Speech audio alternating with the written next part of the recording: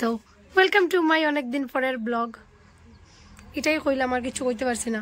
আর এই যে দেখো, আমরা একটা মুরগির লিকা ঘর বানানো হয়েছে। আগে একটা নেটের মধ্যে আসছিল, তখন এই নেটটা ছাড়িয়ে এরকম বাঁশ দিয়ে বানানো হয়েছে। মানুষে 10-12টা পালে মানা যায়, একটা মানে অ্যান্টিক পিস ভাই, কিছুদিন পরে মিউজিয়ামে নিয়ে সাজায় রাখা যাইব।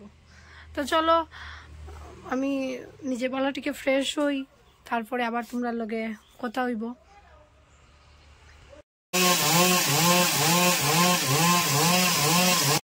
ওইদিকে গাছ কাটা চলে, আর মা এখানে আইয়া সবার লেগা চা বানাই লইছে।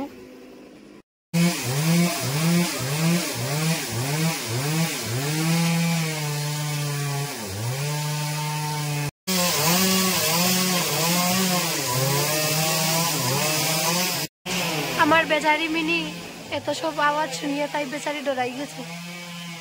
কি হয়েছে মিনি? চুপচাপ বই থাকছে ঘরের মাঝখানে।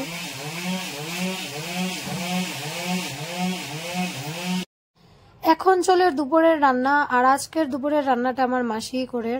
আর এই যে দেখো বাইরের অবস্থা কিভাবে গুঁড়া হইছে লাকড়ির, মানে কি আর কইতাম। ওইখানে চলে ফুলকপির ঘন্ট, মাসি বানার মাসির স্পেশাল রেসিপি।